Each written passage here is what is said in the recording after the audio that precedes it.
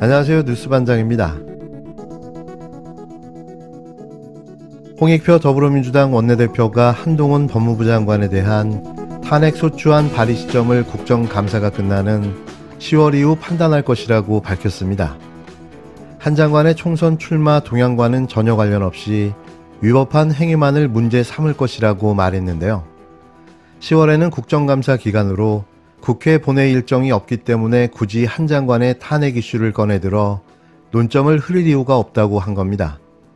이는 홍 원내대표가 나름의 전략을 치밀하게 구상하고 있는 것으로 보여졌는데요. 이러한 윤석열 정부의 국정 파행의 가장 중심에는 법무부와 검찰이 있었다고 생각을 합니다. 그렇게 보시죠. 실제로 대통령이 정치를 한 게 아니라 여전히 검찰총장으로서의 총장 정치를 해왔다고 생각을 합니다. 그리고 그에 앞장선 게 법무부 장관 한동훈이었고요. 예. 그렇다면 본인이 이 과정에 대해서 이 잘못을 인정하고 사과하면서 국정기조를 바꾸겠다는 상징적인 조치로서 해당 국무위원을 파면시키는 게 필요하다는 겁니다. 저는 첫 번째 일보가 한동훈 법무부 장관의 파면으로부터 시작된다 이렇게 보고 있습니다. 자, 근데 아주 현실적으로 윤석열 대통령이 한동훈 장관을 파면시킬 것 같지는 않고요. 그러면 결국은 남는 문제는 해임 건의안도 받아들이지 않으면 탄핵 소추인데 원내대표께서 어제 어떤 말씀을 하셨냐면 탄핵안 발의에 대해서 국정감사 이후에 판단하겠다 이런 말씀하셨습니다. 시점을 이때로 잡은 이유가 뭡니까? 몇 가지 상황이 있는데요. 하나는 어쨌든 저도 여러 여론을 듣고 심사숙고해야 될 시간이 필요하고요. 예. 그다음에 두 번째는 10월 중에는 국감이 이루어지기 때문에 다른 이슈로 분산되는 걸 원치 않습니다. 네. 그리고 세 번째, 국정감사 기간이 10월에는 본회의 일정이 없습니다. 그러니까 실질적으로 탄핵안을 발의하고 관철시키려고 해도 본회의 일정이 잡혀 있지 않기 때문에 10월에는 그 자체가 추진 자체가 불가한 상황입니다. 그래요.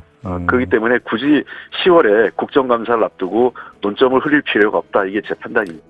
홍익표 원내대표는 4일 MBC 라디오 김종배의 시선집중과의 인터뷰에서 그분의 정치적 어떤 행위를 제한하는 목적으로 탄핵안을 추진한다는 것은 당초의 취지에 잘못된 것이라며 국무위원을 탄핵하거나 해임한다고 할 때 가장 중요한 것은 위법한 행위를 문제 삼는 것이라고 말했습니다. 실제로 한 장관의 탄핵의 효과와 달리 탄핵의 명분이 중요하다는 논리를 들어 탄핵의 정당성을 주장한 건데요. 일면 일리 있는 주장이었습니다. 홍 원내대표는 법무부 장관이 지난 국회에 와서 체포 동의서를 읽는 것이 장관의 정상적인 합법적인 범위의 틀에 있느냐, 아니면 이것이 피의사실 유포에 해당하느냐의 문제가 걸려 있다며 법무부 장관이 개별 사건에 개입하지 못하게 되어 있으나 본인이 굉장히 직접적으로 밀접하게 연관되어 있다는 인상을 지울 수 없다. 이런 여러 문제에 대한 위법 여부를 따져보고 판단할 문제라고 지적했습니다. 이어 아울러 여러 가지 국정 상황, 특히 저는 그 기간 시간 동안 대통령께서 국정기조를 바꿔달라는 거다. 대통령의 결단과 판단을 저희는 기다리고 있는 상황이라고 덧붙였는데요. 그러면서 저는 일개 법무부 장관인 한동훈 거취에 대해 크게 관심이 없다며 다만 한동훈 장관의 파면을 대통령에게 요구한 것은 사실 대통령 중심제에서 대통령을 물러나게 할 수는 없지 않나. 본인이 이 과정에 대해 잘못을 인정하고 사과하면서 국정기조를 바꾸겠다는 상징적인 조치로서 해당 국무위원을 파면시키는 게 필요한 것이라고 강조했습니다. 탄핵 소추 발의 시점을 국정감사 이후로 잡은 이유에 대해 실질적으로 탄핵안을 발의하고 관철시키려고 해도 본회의 일정이 잡혀있지 않기 때문에 10월에는 추진 자체가 불가능하다며 굳이 10월에 국정감사를 앞두고 논점을 흐릴 필요가 없다고 답했는데요. 홍 원내대표는 국정감사에서 법무부와 검찰의 사실상 권력 사유와 정치적 행태에 대해 반드시 문제를 짚고 넘어갈 것이라고 사실상 윤석열 정부와의 전면전을 선포했습니다.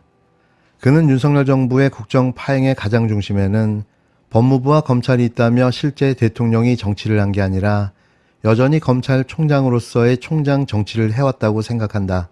그에 앞장선 게 법무부 장관 한동훈이라고 강하게 비판했는데요. 국힘당이 김행 여가부 장관 후보자 인사청문회에 대해 야당의 일정 증인 단독 의결 등 이유로 불참을 시사한 데 대해 후보자가 만들던 회사 관련 부적절한 행태 또는 관련 비위 등이 쏟아져 나와 아예 청문회 자체를 무산시키려 했던 것 같다며 의구심을 지울 수 없다고 말했습니다. 홍 원내대표는 특히 강서구청장 선거를 앞두고 청문회가 이뤄질 경우 여론에 상당히 부정적인 영향을 줄 수 있고 김행 후보자 자체가 장관의 역량 자체도 갖추고 있지 못하는 모습이 언론을 통해서 공개되는 모습에 대해서 우려가 있었던 것 같다고 비판했는데요.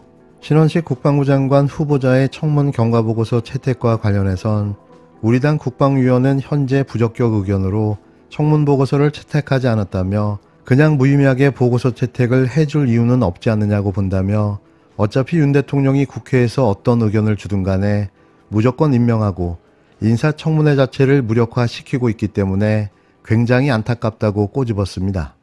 유인촌 문체부 장관 후보자가 자우림 멤버 김윤아 씨의 오염수 방류 비판 발언에 대해 공개적인 표현에는 신중해야 한다고 밝힌 것에 대해서도 신중했어야 된다고 얘기하는 것 자체가 저는 장관 후보자로서 매우 부적절하다고 지적했는데요. 이어 김기현 대표나 유인촌 후보자가 그렇게 얘기하는 것은 해당 연예인 입장에서도 굉장히 심리적 부담이 갔을 것이다. 더군다나 엔터테인먼트 회사 입장에서는 혹시 세무조사 당하는 것 아니냐 이런 우려도 갖고 있게 되는 것이라고 지적했습니다. 그러면서 예컨대 우리 당에서 어느 누구도 이영애 씨가 이승만 대통령 기념관 건립에 5천만 원을 기부했다고 해서 크게 당 차원에서 문제 삼거나 하지 않지 않나라며 이런 분들의 발언을 정치권에서 하나하나 문제 삼는 건 그 자체가 일종의 블랙리스트를 만들어가는 과정이 되는 것이라고 비판했습니다. 그나마 전체 상황을 읽고 전략적으로 사고하는 원내대표라는 게 무척 다행스러운데요. 아직까지는 더 지켜봐야겠지만 윤석열 정부와 집권 여당에 대응하는 모습이 조금은 신뢰가 갑니다. 본격적으로 야수성이 되살아난 야당의 모습을 보고 싶은데요. 더욱더 일사불란하게 단결된 힘으로 강력하고 힘있는 대응을 기대해봅니다. 거짓말을 하려면 될 수 있는 한 크게 하라. 그러면 사람들은 그것을 믿게 될 것이다. 아돌프 히틀러의 말입니다. 저는 공익 제보자입니다. 강서구청장 보궐선거 유발자 김태우 후보의 말입니다. 히틀러의 가르침을 따라서 큰 거짓말을 해도 사람들은 믿지 않을 것입니다. 히틀러가 결국 실패했듯이 김태우도 실패해서 심판받을 것입니다. 대법원이 김태우 후보는 공익제보자가 아니라 개인 범죄자라고 판결했습니다. 강서구청장 보궐선거에서 김태우의 거짓말은 실패할 것입니다. 정부 여당 삼총사의 행태를 보면 정말 기가 막힙니다. 대법원의 최종 유죄 판결 3개월 만에 김태우를 특별사면한 윤석열 대통령은 역대 대한민국 대통령 중에 사면권 남용 사례 원탑으로 등극했습니다. 대통령이 김태우를 개인적으로 신뢰하고 좋아하기 때문에 사면 복권까지 시켜서 보궐선거 후보로 또 내보낸다고 실토하는 김기현 대표. 대통령 사면권이 대통령이 좋아하고 신뢰하는 사람에게 주는 개인용 선물입니까? 김기현 국민의힘 대표는 개념도 없고 부끄러움도 모릅니다. 자신의 범죄로 보궐선거가 발생해서 아까운 예산 40억을 날리고 있는데 4천억 원을 끌어올 테니 애교로 봐달라고 하는 김태우 후보입니다.